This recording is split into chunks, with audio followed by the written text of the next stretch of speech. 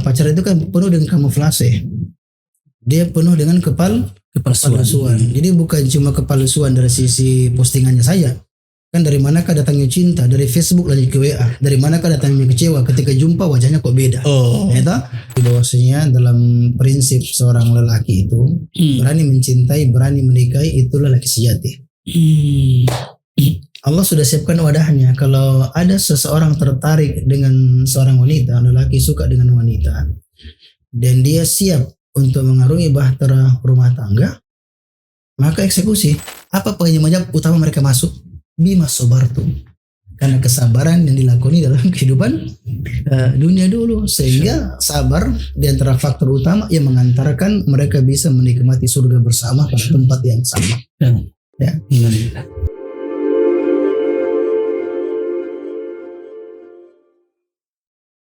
Ustaz, bagaimana kalau ada orang yang sangat ngebet sekali, Ustaz? Dia sangat suka ini sama perempuan, sangat suka, Ustaz. Tapi di sisi lain dia belum siap menikah, Ustaz. Tapi karena takutnya kehilangan ini perempuan, dia melamar dulu, Ustaz. Tapi rentang waktunya dari lamaran sampai ke menikah itu sampai beberapa tahun, Ustaz. 1-2 tahun itu belum juga melamar. Belum juga dinikahkan, Ustaz, dinikahi. Bagaimana halnya seperti ini, Ustaz? Kalau boleh, selama tidak ada akses untuk mereka saling menyapa, dibuka ruang untuk mereka saling chatting-chattingan. Karena kan melamar itu bukan berarti sudah sah. Dia melamar seperti janji untuk menikahinya. Yang kata ulama kita seperti janji lah. Ya, proses untuk menuju pernikahan, hukumnya sebagai mengatakan sunnah, sebagai mengatakan diperbolehkan. Tapi tetap dia belum menjadi pasangannya, belum halal sampai ia nikahi. Tapi karena dia ingin hanya ikat ya perempuan, kemudian dia lamar, tidak mengapa kalau perempuannya dia ridho. Ya mau 2 tahun ke depan, ya 3 tahun ke depan, tapi dia bukan menjadi sesuatu yang direkomendasikan. Ya, tapi kasusnya ada kasusnya. Saya pernah menangani seorang mahasiswa sejak SMA. Ya, pas baru masuk awal masuk kuliah, sudah sepakat keluarganya dan keluarga laki-laki dan keluarga perempuan bahwasanya setelah lulus wanitanya, maka laki-laki menikahinya. Sampai laki-lakinya akhirnya kuliah di luar negeri. Ya, karena dia beda 1 tahun, maka pasangannya atau perempuan yang ingin dia nikahi, calonnya itu kemudian lulus. Hanya sebulan setelah kelulusan dia datang dari luar negeri kemudian untuk menikahinya. Tapi ketika dipertemukan langsung juga, meskipun nazar ketika masih SMA, ini update terbaru kan, masih ada perubahan, maka dia nazar kembali. Kemudian ditanya kenapa masih bertahan, datang kembali dan betul sesuai dengan rencana dulu untuk menikahiku. Para sudah dalam negeri, sudah pindah kota, dia sudah keluar daerah, bahkan keluar negeri. Makanya mengatakan meskipun bertahun-tahun waktu berlalu, hati belum bisa berpaling. Masya Allah. Setia. Katanya dia setia. Itu jangan setianya setiap tikungan ada. Meskipun tidak dibilang setia kecuali kalau sudah menikah. Jadi boleh saja, tapi secara umum ya itu dihindarilah. Jangan kita, memang kata ulama kita kalau kita suka dengan seseorang, maka solusi pertama menikahi dirinya. Kita berusaha keras, berikhtiar, doa dan ikhtiar untuk bagaimana bisa mendapatkan perempuan tersebut untuk menghilangkan penyakit itu, penyakit cinta dalam dirinya yang menjadi virus kan. Karena kalau sudah menikah maka perasaan cintanya itu lebih bisa terkendali sesuai dengan jalur yang benar gitu. Meskipun saya tidak merekomendasikan itu ditempuh ya, karena dia belum siap diambil anaknya orang, jangan, dia tahan, jangan ya, perempuan nggak suka digantung. Jadi kalau siap eksekusi, kalau tidak siap maka lepaskan, dan yakinlah sosok yang kita lepaskan itu boleh jadi suatu hari nanti akan datang kembali dalam keadaan lebih baik, makin soleha karena sudah belajar. Kalau dia tidak kembali, sederhananya dia bukan jodohmu ya, maka kenapa kita tidak yakin dengan apa yang Allah sudah tentukan. Itu ya simpel lah, jangan terlalu ribet-ribet ya. Apalagi jodoh itu kan rahasia Allah yang terkadang jalannya unik dan kisahnya rumit. Dekat menjauh, yang jauh mendekat, yang sholat telah pasti menjadi ragu, yang awal diragukan menjadi pasti. Karena jodoh itu bukanlah tentang sejauh mana kau mengenalnya atau seberapa dalam perasaanmu kepadanya. Pokoknya dalam sekali perasaanku, atau lama aku kenal itu akhwat ya, lama aku kenal itu ikhwah, bukan. Akan tetapi jodoh itu tentang seberapa yakin kau padanya, dan seberapa yakin ketika akhirnya kau gagal mendapatkannya, lalu Allah gantikan dengan sosok yang lebih baik menurut versinya. Tapi kalau boleh saja, ya boleh saja dia menunda setahun 2 tahun, meskipun bukan hal yang kami pandang baik untuk dilakukan, karena kita tidak tahu bagaimana janji Allah. Kasihan sudah 3 tahun dilamar, ujungnya juga tidak jadi. Karena kalau sudah melamar kan tidak boleh laki-laki lain lagi datang. Iya betul. Ada datang dalam 3 tahun ini ternyata banyak yang melamar, tapi tidak boleh. Tidak boleh kan, etika tidak boleh. Tidak boleh ada orang lain melamar wanita yang sudah dilamar oleh laki-laki yang lain sampai diizinkan, sampai ditinggalkan atau diizinkan. 2 tahun ada mungkin ingin melamar, tidak bisa, ada ditunggu, melamar, ditunggu, ujungnya juga ternyata tidak jadi. Itu bisa mematahkan banyak hal kan. Barakallahu fikum. Yang Ki simpan lama-lama Pak kameramen, kasihan Ki. Allah. Ya, benar. Kalau sudah terlanjur ada, karena kan apalagi kita hidup pada zaman sekarang yang sangat memungkinkan, ketertarikan sangat mungkin. Zaman dulu juga ada ketertarikan, apalagi pada zaman sekarang yang sangat memungkinkan untuk kita. Apalagi perempuan gampang tertarik. Cukup dengan postingannya sudah bisa tertarik. Betul Ustaz. Ya, cukup dengan berjalan sudah bisa tertarik ya. Cukup dengan kata-katanya sudah bikin kita tertarik, dan itu mudah untuk kita akses pada zaman seperti ini. Maka intinya kalaupun kita diuji dengan perasaan itu kan muncul tiba-tiba saja, yang tidak bisa kita setting kan. Artinya ada orang penakut langsung muncul tiba-tiba penakut, tinggal bagaimana menyikapinya kan gitu kan. Ya, ada di kaki langsung berdebar jantungnya, tinggal bagaimana dia mengolah. Ya, sama dengan perasaan, ketika tiba-tiba saja ada perempuan dia tertarik, dia seperti seolah mengetuk ruang hatinya, bahkan sudah menembus pada rongga hatinya. Apa yang dilakukan? Tanya, kalau siap nikahi, supaya penyakit itu hilang. Tadi kita mengatakan tuh, artinya tidak ada ekspresi cinta yang paling baik kecuali dengan pernikahan. Kalau dia siap. Tapi kalau dia tidak siap atau tertolak, ya dia melamar ditolak. Secara syar'i tidak boleh kita nikahi karena perempuannya menolaknya, atau mungkin dia menikah dengan laki-laki yang lainnya, ya, atau dia belum punya kemampuan untuk menikah. Maka hal yang dilakukan, dia memilih pertama dia katama, diam. Tidak usah banyak cerita. Ya, karena laki kita bercerita. Banyak ceritanya sekarang. Pemimpin bercerita, itu positif kan. Jadi yang pertama apa? Katam, diam. Jangan bikin status, diam saja. Dia diam, tidak ngomong, dia cukup menyimpan dalam hatinya. Ya, yang kedua dia sabar, dia sabar. Apa sabar? Menahan diri supaya tidak terjatuh pada hal yang terang. Dia sabar, dia tahan diri, sabar. Yang ketiga adalah afah, menjaga kesucian, tidak nelfon ceweknya, tidak ngajak pacaran sampai berujung check in, kan gitu kan? Ya, dan lain sebagainya. Tidak begitu. Maka dia harus diam, tutup mulut, jangan sampaikan perasaan kepada perempuan. Karena kalau sudah terlanjur disampaikan kepada seorang wanita, sudah ada perasaan yang saya sampaikan sejak lama. Akhirnya sampaikan kalau saya tertarik dengan Adinda, dengan saudara saya tertarik sejak lama dan saya tidak tahan untuk mengungkapkannya sekarang. Ternyata perempuan juga memendam rasa yang sama. Tapi laki mengatakan, tapi belum siap buka kodong sekarang. Bagaimana ketika dia chat wanita yang sama-sama dia tahu perempuan itu juga suka sama dia? Ya, ketika lagi tidak aktif bagaimana? Ketika lagi online sama-sama bagaimana? Enak enggak? Ya, karena fase yang paling berat ketika sama-sama online tapi belum menyampaikan kabar. Jadi itu perasaan yang main nanti di situ ya. Dan kita tuh pelan-pelan dia bermain dengan hal-hal yang seperti dia main pelan-pelan ya. Terasa nyaman, ternyata bisikan dari setan. Jadi perlu kita hindari dan hal-hal yang bisa merusak seperti itu. Makanya saya bilang orang yang terkena virus merah jambu itu susah sembuh kalau tidak didampingi. Iya, pengalaman saya begitu. Ya, makanya kalau ketemu pertama hapus dulu chatnya. Saya ini Ustaz hapus. Tapi Ustaz hapus. Ya, saya ambil HP-nya, saya hapus. Ya. Karena itu akan membuat kita ingat terus. Buka scroll, bagaimana kita memulai dulu cerita itu. Ternyata dia dulu sangat mengharapkanku dulu. Ya, sekarang kan udah berubah. Ya, ada saya pernah ketemu telepon tengah malam ya. Jam 3:30 malam. Dia telepon, Ustaz mau ketemu perempuan. Ngapain sama dulu perempuan? Iya. Kayaknya biasanya kami janjian ketemu dengan wajah yang mukanya Masya Allah. Mukanya sebenarnya muka-muka anak baik. Iko bingit mukanya lah kalau bahasa kita. Ternyata suruh minum kopi tidak mau makan nggak mau orang yang bayar, kan?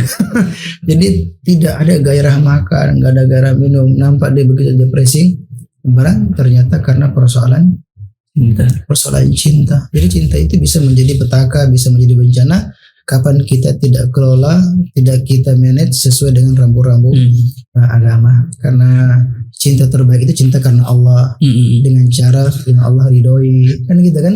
Jadi kalau cinta bukan karena Allah, kita akan tenggelam dalam lautan nafsu saja, ya sebagaimana banyak yang terjadi hari ini, ya. Jadi perlu dihindari itu namanya komunikasi. Jadi 3 hal, kita diam saja, jangan sampaikan, karena kalau sudah sampaikan itu akan berbahaya. Jangan pernah sampaikan, cukup kita saja menahannya.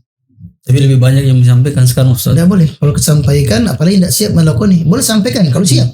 Nah, itu pun juga kalau mau melamar kan harus lewat lewat walinya, terutama gadis kan. Jadi kita harus diam, tutup mulut saja. Karena semakin kita sering menyebut namanya, kita akan teringat.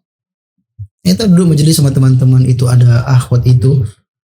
Ada pernah disampaikan itu ada akhwat satu kampung dengan saya kenal baik sama bapaknya, ya seorang imam juga. Anaknya dikenal attitude-nya baik. Nah, tiba-tiba berapa tahun kemudian diambil sama temannya. Oh, sakit. Temannya kira rekomendasi. Ya, kan dia sedih sebutnya apa ya? Laki-laki coba ingin apa supaya bebannya tidak terlalu berat ya. Jadi tumpahkan ya, meskipun dengan tidak menyebut secara langsung kalau dia tertarik kan. Ya, maka ada seperti itu. Ada pernah postingan laki-laki sudah disimpan lama-lama, kan dia bocorkan. Ya, sudah 7 tahun ya disimpan di lambung sama temannya sendiri. Nah, jadi temannya ini itu laki-laki berencana nanti sudah skripsi resepsi. Ini temannya baru proposal sudah resepsi. Sudah ganti. Iya. Dia sudah ambil. Tapi nggak ada masalah kalau dia memang tidak pernah ada hubungan secara khusus. Ya, misalnya kalau dia cuma tertarik saja tapi tidak pernah, yang membuat luka itu kalau sudah banyak cerita. Ada kenangan yang dia bangun.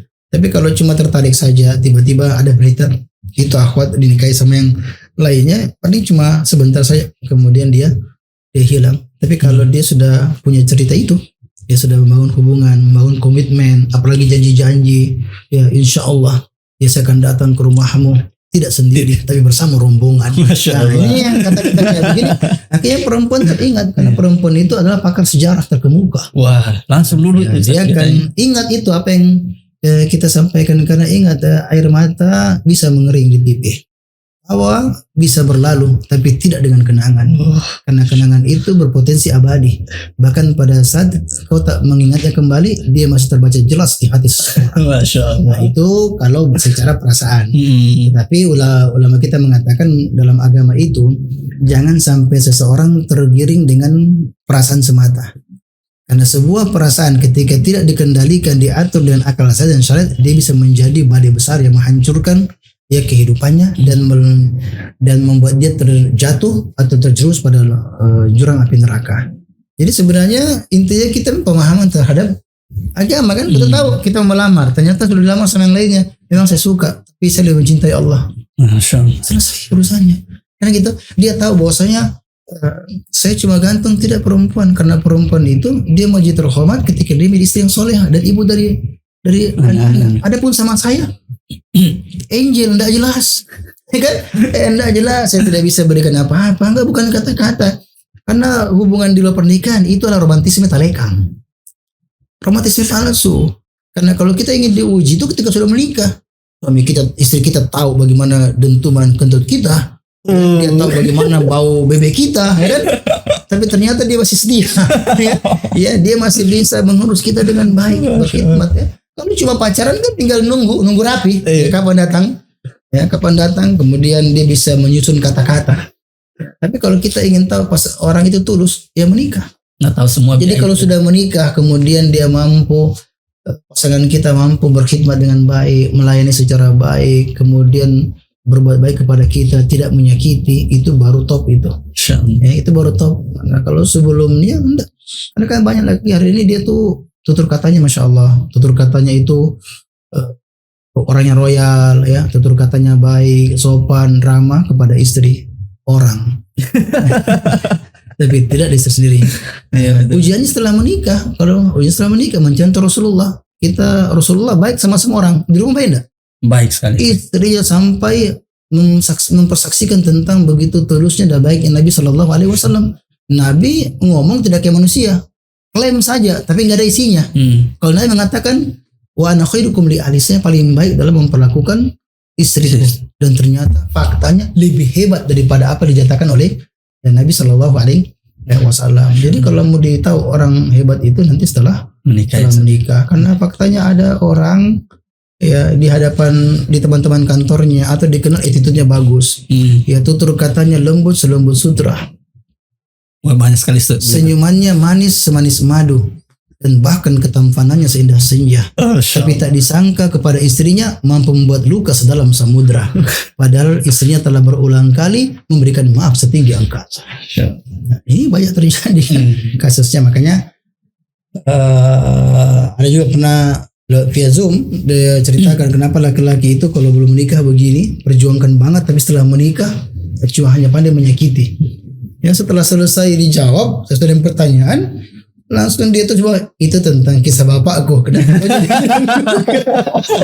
Kenapa juga dibilang kan namanya peserta nggak semua punya paham tentang etika dan privasi. Tapi itu sangat banyak terjadi. Makanya kita tidak ingin ya bahwasanya ya generasi kita hancur karena pacaran. Atau diistilahkan pacar islami. Tidak ada pacaran islami, tidak ada pacaran yang sehat. Maka semua itu kita katakan semuanya bisa mengantarkan kepada mara bahaya yang besar. Nah, kuncinya sebenarnya kecintaan kita kepada Allah dan Rasulnya. Kalau kita cinta syariat, kita tahu ini halal atau ini haram. Kapan kita melakukan ketaatan, Allah akan balas kebaikan. Kapan kita melakukan hal yang diharamkan, maka Allah murka pada kita, maka dia akan tinggalkan. Ya, itu yang paling memungkinkan. Orang tidak khabar karena iman. Memang mungkin faktor kesehatan, tapi antum lihat sekarang orang masih merokok enggak? Banyak. Banyak, Ustaz. Pada peringatannya keras enggak? Keras banget. Kebanyakan orang tinggalkan rokok karena apa? Pertama kapok. Itu kalau tanpa agama itu kapok ya. Kapok sudah kena kapok. Kedua kebanyakan karena kesadaran beragama. Itu bisa membuat mereka meninggalkan hal-hal yang terlarang, termasuk diantara itu pacaran. Cuma kalau orang yang sudah punya hubungan sama perempuan memang itu sebaiknya didampingi. Ya karena untuk terlepas dari jerat-jerat cinta itu berat. Apalagi ketika laki mengatakan hari ini saya putuskan untuk kita tidak lagi komunikasi karena saya takut sama Allah. Itu bahasa laki-laki. Tapi perempuan akan teror terus. Ya kenapa perasaanku hampa? Ya saya tidak bisa bangun dari tempat tidurku. Saya bayangkan terus ya, kenapa kita tega tinggalkan Kak? Ya, karena takut anaknya orang mati. Lanjut lagi tidak mengapa. Ada kisah lagi sampai dia berusaha untuk 4-5 kali dia putuskan itu perempuan. Dia sudah sadar tapi belum perempuan terus yang ini. Yang kejar-kejar dia, kenapa sempit perasaanku? Ya, ya kita biarkan Kak tersiksa sendiri di sini, ya kan? Ya, biasanya saya nyaman, sekarang saya sepi itu. Ya tidak konsentrasi, saya belajar macam-macam. Tapi itu bagian bagi orang yang belajar tentang bagaimana mengatasi virus merah jambu. Ada step-stepnya. Kalau dia tertarik, dia nikahi. Terus bahkan Ibnu Qayyim sebutkan 10 step. Kalau dia suka, dia apain? Dinikahi. Kalau gagal nikah, karena secara syariat tidak boleh dinikahi, pokoknya atau tertolak dan sebagainya, maka sampai pada tingkatan dia harus pikirkan, hadirkan apa yang buruk dari perempuan itu. Bayangkan. Kemudian berikutnya yang kedua diantaranya, dia harus siap untuk merasakan getirnya kehilangan. Tapi kalau kita sudah paham, oh setelah saya putuskan, pasti saya akan merasakan kesepian. Saya akan merasakan getirnya itu perpisahan atau pahitnya kerinduan. Kalau dia sudah siap, dia paham. Oh ini tinggal menunggu waktu saja. Ya biarkan obat itu bekerja. Kan enak, tapi kalau tidak siap terpukul langsung, dia terhantam menangis terus ya, depresi. Nah, itu banyak terjadi karena patah hati kemudian mengantarkannya pada hal-hal yang menghilangkan kewarasannya ya. Bagaimana Ustaz kalau ada pemuda yang dia sangat ragu untuk menikah Ustaz? Ya, sebenarnya umurnya sudah matang sekali Ustaz. Ya, tapi banyak keraguan yang hadir dalam dirinya. Entahkah dia takut pasangannya tidak sesuai dengan ekspektasinya, entahkah dia takut orang tuanya itu tidak setuju atau tidak sejalan dengan perempuan yang dinikahinya. Kan banyak begitu Ustaz. Nah, makanya muncul keraguan-keraguan seperti itu Ustaz.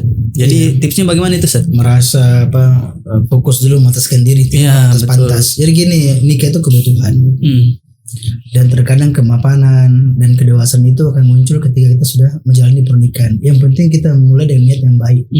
Yang kata Nabi SAW, di antara 3 golongan yang akan ditolong oleh Allah, salah satu di antaranya an-naki li ta'affuf, orang yang menikah dengan tujuannya untuk menjaga kesuciannya.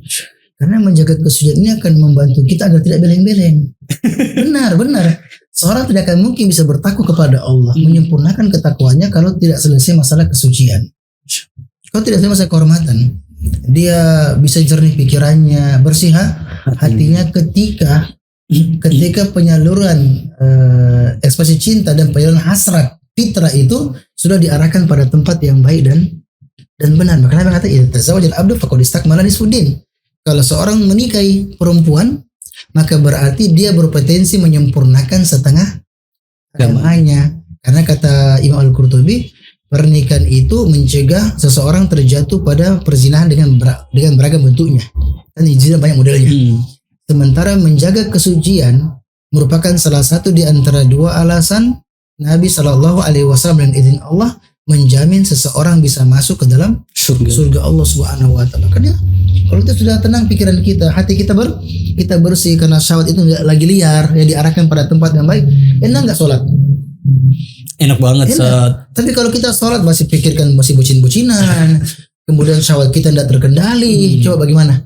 Nggak akan bisa kita konsentrasi dalam beribadah. Kita terhalang untuk bisa memberikan kontribusi yang begitu ya besar. Makanya disuruh kita untuk menikah, dan nikah itu sampaikan nikah ini bagian dari amanah yang penting kita cari, ya dimulai dengan mencari wanita yang baik. Sekarang masih Allah stok perempuan soleh banyak sekali. Ya cari perempuan yang soleha, kemudian cari bagaimana akhlaknya, bagaimana dengan kedua orang tuanya. Tinggal nanti setelah menikah dia persiapkan diri untuk mengajarkan istrinya. Karena kan tidak mungkin istrinya paham semuanya. Tapi setelahnya bahan dasarnya ada, dia orang yang mencintai Rabbnya. Dia siap untuk diarahkan pada kebaikan. Akhlaknya bagus. Kalau perempuan akhlaknya bagus, agamanya, takutnya kepada Allah tinggi, enak gak diarahkan? Enak sekali Ustaz. Tapi kalau suaminya tidak tahu arahkan bagaimana? Kan problemnya di situ. Ya. Problemnya di situ. Jadi istri siap diarahkan, tapi suami tidak mengarahkan. Setelah kita, saya akan menikahi, maka saya akan belajar bagaimana menjadi pemimpin yang baik. Bagaimana setelah menikah saya didik istriku bagaimana jadi istri yang soleha, bagaimana cara melayani ya suami yang baik, bagaimana cara menghormati suami, apa hak dan kewajiban suami. Istri itu diajarkan dengan penuh kelemah lembutan. Cuma untuk ambil hatinya saya perlakukan dengan cara yang baik, ya penuh dengan cinta dan welas asih. Siapkan waktu untuk mengajar. Kan tugas suami kan mengajar. Artinya suamiku guruku sebenarnya. Konsepnya suamiku guruku, ya jadi perlu banyak belajar. Jadi ada pun yang lain bisa dipelajari, ditingkatkan sedikit. Yang penting diamankan dulu kesucian kita. Itu diamankan dulu. Tapi biasanya banyak yang minder Ustaz kalau istrinya lebih lah dalam hal pendidikan Ustaz. Tidak mengapa minder, yang penting mendorong kita untuk semakin baik. Karena laki-laki terus kuat. Tapi Pak Mahmud, saya tanya kemarin, ini bahasa Inggrisnya bagus, bahasa Arabnya bagus, tapi jawabannya, saya minder tuh, saya mundur duluan itu Ustaz. Enggak, sebenarnya kita cari sesuai. Jadi jangan minder kita cari yang buruk. Kita mau cari perempuan yang toleha. Iya betul. Jangan cari perempuan yang baik, perempuan yang soleha. Karena perempuan yang baik terletak pada pilihan yang tepat. Karena seorang lelaki yang berhasil memilih wanita yang baik, maka berarti telah menjejakkan kakinya meniti jalan kebahagiaan dan keharmonisan. Masya Allah. Jadi pilih wanita yang soleha, wanita yang akhlaknya baik, yang cinta kepada agamanya. Kemudian ketika dia lihat, ya ada ketertarikan, oke lah. Karena kalau perempuannya jelek attitude-nya, kita sejengkel. Ada yang mengatakan, Ustaz, ini ketika saya nikah istriku pertama kali seperti batu mutiara, kenapa sekarang seperti batu karang? Malah wajahnya sama enggak? Sama. Bahkan ketika sudah menikah, istri sudah difasilitasi untuk pakai skincare sudah difasilitasi sama suaminya. Tapi ketika bertengkar, suami ingat kecantikannya atau ingat akhlaknya yang buruk. Akhlaknya yang buruk. Makanya tugas seorang laki-laki itu ketika dia mau menikah, nggak apa-apa, niat dulu, perbaiki niatnya secara baik. Kemudian dia menikah, boleh jadi setelah menikah akhirnya nggak beleng-beleng itu. Ya karena kalau sudah menikah kacau pikirannya. Dia menikah dulu, ya kemudian niat saya punya komitmen untuk menjaga rumah tangga saya dengan cara belajar. Misalnya kalau dia akhlaknya baik, bertanggung jawab, dia akan nafkah istrinya, dia akan bimbing istrinya. Tapi kalau memang etikanya tidak bagus, itulah rebahan, rapuhan, tidak mau belajar tentang rumah tangga, tidak belajar tentang ilmu agama. Bagaimana caranya kalau suami tidak belajar agama? Bagaimana cara ajarkan istrinya? Kalau istrinya nggak paham agama, bagaimana saya ajarkan sama anak kepada anak-anaknya? Makanya yang paling penting sebenarnya ya kesiapan kita. Kesiapan kita tidak mesti dia siap juga sempurna secara mental, ya secara spiritual, kemudian juga secara kemudian secara finansial ya. Tidak mesti, karena terkadang kebijakan itu hadir setelah menikah. Kemapanan itu hadir ketika mesti diperjuangkan bersama. Begitu kan? Yang penting niat yang baik dan punya komitmen. Insya Allah saya akan membangun rumah tangga Islami di sunnah Rasulullah Sallallahu Alaihi Wasallam. Karena kalau jomblo itu yang halangi dia bisa ibadah kadang ya. Iya, Ustaz. Yang buat orang nggak bisa ibadah itu karena dia jomblo. Karena dia jomblo, dia susah kendalikan syahwatnya kan. Yang malam-malam tergoda untuk melakukan hal yang aneh-aneh. Dan saya paling banyak mendapatkan kasus di kalangan para jomblo terutama pada zaman sekarang kita mantan jomblo ya di dunia sekarang kan. Jadi bisa mengetahui tentang beratnya menjomblo pada zaman ya sekarang ini. Sangat gampang untuk bermaksiat sekarang.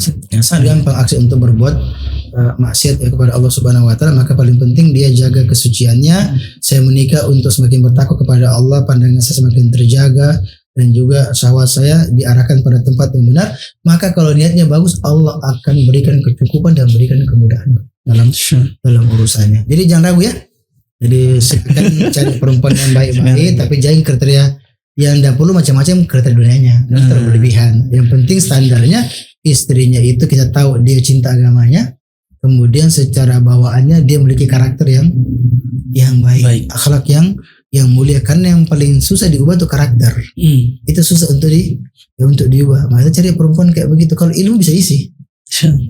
Ingat, ada akhwat bilang, saya tak butuh lelaki yang tampan, tak butuh juga lelaki yang kaya. Yang saya butuhkan adalah seseorang yang kehadirannya imanku semakin bertambah, ilmuku semakin baik, dan hari-hariku semakin indah dan bermakna. Masya Allah. Cuma banyak perempuan kalau sudah nikah, suaminya yang dia berharap ketemu imam justru jadi makmum. Saya bermantap doa, hanya perbanyak doa ya. Bermantap doa, kita bisa baca doa sebagaimana doanya sebagian salaf kita dulu. Dia baca doa. Bisa dari Al-Quran, Rabbana hablana min azwajina ila akhiri. Bisa juga Allahumma rzuqni imra'atan tasurruni idza nadartu wa tuti'uni idza amartu wa tahfadhuni idza ghibtu. Ini doanya para jomblo dulu. Ya Allah, anugerahkanlah kepadaku seorang istri yang menyenangkanku ketika aku pandang, yang taat kepadaku ketika aku perintah, dan menjaga hak-hakku ketika aku tidak ada. Itu doakan, berdoa kepada Allah, kemudian belajar ilmu syar'i, dan setelah menikah terus lanjutkan belajar. Yang penting niat sama komitmen ya dalam menjalani pernikahan, dan siap untuk melawan berbagai macam fitnah, godaan, dan tantangan setelah kita menikah. Karena nikah bagian dari kehidupan. Hidup itu pasti ada ujian, termasuk ujian dari pernikahan. Saya diperbaiki mindset saja ya. Tapi kalau mindset tidak bagus, dia nikah kemudian ternyata dapatkan kekurangan dari pasangannya. Kok beda sebelum pacaran sama setelah pacaran cuma ketemu di pantai, ketemu di luar, dia tidak tahu bagaimana karena ternyata orang yang pemalas ya. Makanya yang paling penting kesiapan kita menikah untuk apa? Kita ingin jaga kesucian kita, ingin cetak generasi yang baik ya. Ada perempuan yang perlu ditanggung nafkahnya, perlu diberikan kenyamanan, rasa aman, darinya hadir anak-anak yang bisa dirawat, kemudian menjadi orang-orang yang hebat ya di kemudian hari. Itu cita-cita yang mulia, dan siap harus sabar. Kan ya, nanti juga ya.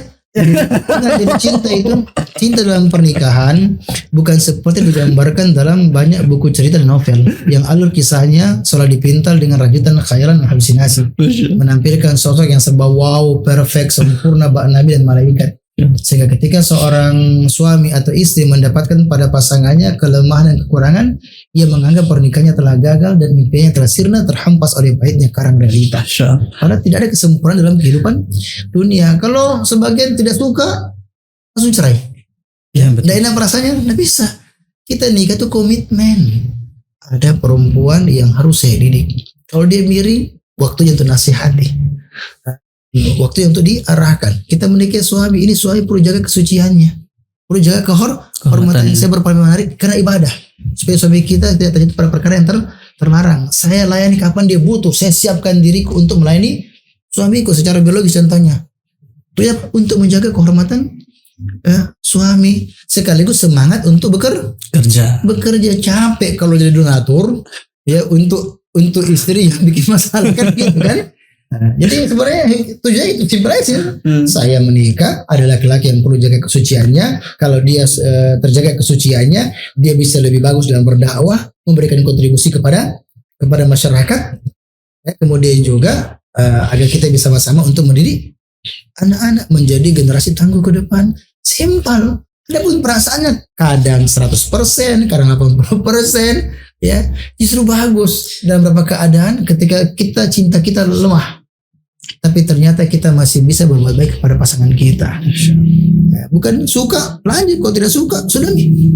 Ya, makanya banyak perceraian terjadi pada hal yang sangat-sangat simpel, sangat sederhana. Sampai ulama kita mengatakan kebanyakan talak itu masalah emosi saat saja dan codoknya konyolnya istri. Ya, saya sering mendapatkan asal muasalnya cuma dari keran air.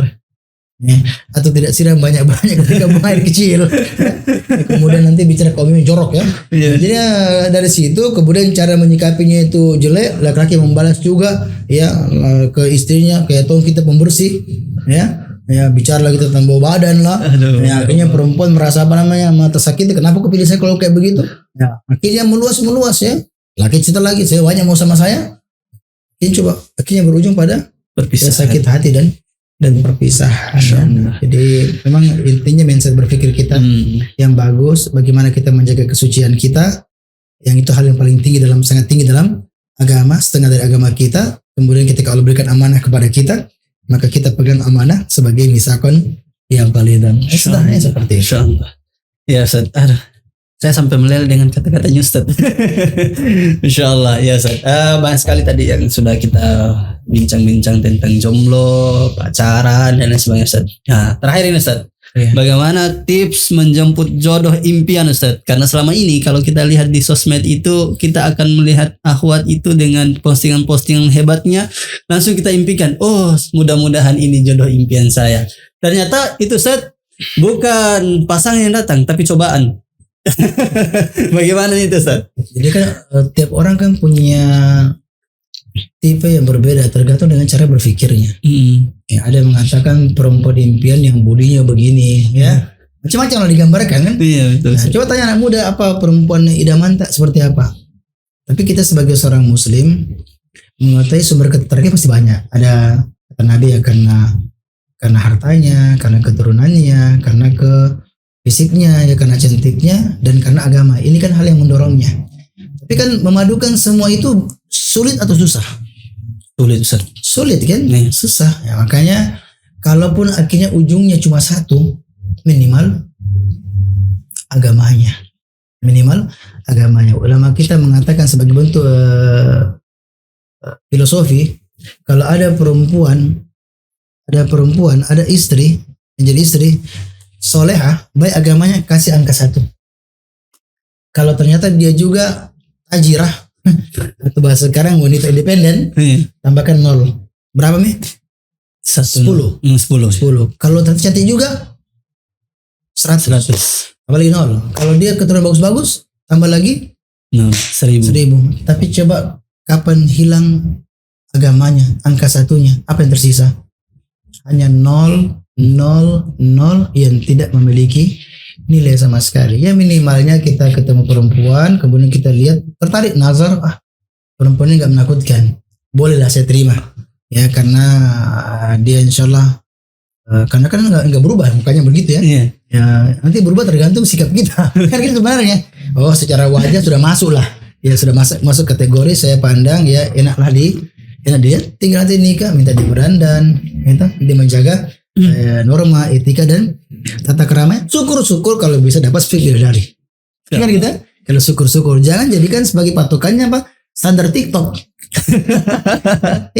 Karena kita ingin menikah, cari istri dan cari untuk mendapatkan keturunan yang baik, maka tentu kita butuh juga sumber daya manusia yang bagus. Masih perempuan wanita tidak boleh dibilang sumber daya ya kata sebagian orang ya. Kemudian intinya doa dan ikhtiar. Kita berdoa kepada Allah untuk dikaruniakan wanita yang baik-baik, kemudian juga suami yang baik. Kemudian yang kedua, kita persiapkan diri kita dalam menuntut ilmu syar'i. Harus belajar.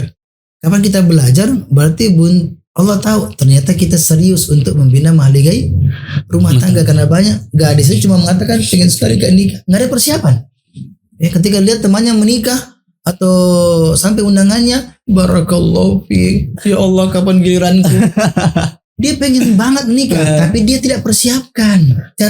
Cara paling terbaik untuk menjemput jodoh impian adalah dengan bagaimana memperbaiki dirinya. Dia perbaiki tentang akhlaknya, perbaiki tentang keyakinannya, ilmu khusus tentang berumah tangga. Sayangnya tidak diajarkan, ya kan? Maka cari tempat yang lainnya. Kita belajar tentang ilmu rumah tangga, maka insya Allah kalau niat kita bagus, Allah akan mudahkan kita untuk mendapatkan ya jodoh tersebut. Jadi kemudian ada ikhtiarnya, goyang. Kalau perempuan tawarkan dirinya sama laki-laki baik-baik. Tawarkan dirinya, ada perantara tentunya. Tawarkan dirinya untuk dinikahi. Ini mega proyek besar ini. Ya, cari David dulu. Ya, ini mega proyek. Boleh perempuan menawarkan dirinya untuk dinikahi oleh seorang laki yang sah. Yang soleh, yang terpercaya. Silakan untuk menghilangkan perasaan yang menggebu-gebu, untuk mengobati lukanya. Orang dulu pun seperti itu. Ada perempuan dengan fisik yang sederhana, dia tidak malu-malu datangi laki-laki yang tampan. Bayangkan. Dan saya memintamu dengan nama Allah untuk menikahiku. Ternyata laki-laki menikahi perempuan tersebut ya. Padahal saya banyak perempuan cantik yang ingin dilamar, ternyata dengan keterbatasannya dia mampu ekspresikan cinta yang terus kepada suaminya, dan mereka langgeng rumah tangga sampai 15 tahun. Bayangkan sampai sang perempuan meninggal dunia. Jadi belajar tentang rumah tangga, kemudian tadi menawarkan dirinya kepada laki-laki yang soleh. Laki-laki kalau suka sama perempuan, diapain? Udah segera dia menjemput ya jodohnya, dan komitmen yang sudah menikah. Nanti kita semakin belajar dan terus berbekal ya agar pernikahan seindah impian. Barakallahu fikum. Masya Allah. Ya, mudah-mudahan tidak tergoyang hatiku untuk menikah lagi. Masya Allah. Ya, dengar penjelasan Ustadz sangat luar biasa, dan tentunya sangat panas, Ustadz. Ya, mungkin tidak lengkap rasanya kalau kepanasan ini tidak kita lanjut nanti di sesi-sesi selanjutnya, Ustaz. Bagaimana, Ustaz? Siap lanjut di sesi selanjutnya, Ustaz? Ya, mudah-mudahan ada takdir indah untuk kita bersua kembali. Amin, insyaallah. Ya, sahabat Inspirasi, insyaallah kita akan lanjutkan di sesi-sesi berikutnya bersama guru kita Ustaz Nirwan Idris. Masyaallah, sangat luar biasa motivasi yang diberikan oleh beliau tadi. Tapi saya minta untuk tidak memberikan ekspektasi yang berlebihan, karena ya, kita cuma sosok yang biasa-biasa ya. Dari manakah datangnya cinta? Dari mata turun ke hati. Dari manakah datang kecewa? Dari ustadz yang selama ini kami anggap istimewa. Masya Allah. Jadi, saya mohon maaf ya kalau ada kelemahan, ada kekurangan, salah ucap. Insya Allah bisa diralat di kemudian. Insya Allah. Insya Allah. Kita semua ini Ustaz banyak kekurangannya Ustaz ya. Insya Allah tidak terlepas dari kami, dari kameramen kami yang masih jomblo. Ya. Pengantin baru mudah-mudahan cepat ya dikaruniakan. Amin, amin ya Allah. Amin. Sudah siap ya, bapaknya nimang cucu ya. Anaknya belum siap. Ya, Allah mudahkan. Amin ya Allah, amin ya Allah. Ya, ini yang diimpi-impikan dari dulu Ustaz. Yang masih jomblo ya segera dipertemukan dengan pasangannya. Amin, amin. Insyaallah. Ya, mungkin itu saja. Saya Inspirasi. Mudah-mudahan kita bisa ketemu lagi. Kami ucapkan syukran jazakallahu khairan atas waktunya. Mudah-mudahan dimudahkan segala urusan. Masya Allah. Assalamualaikum warahmatullahi wabarakatuh.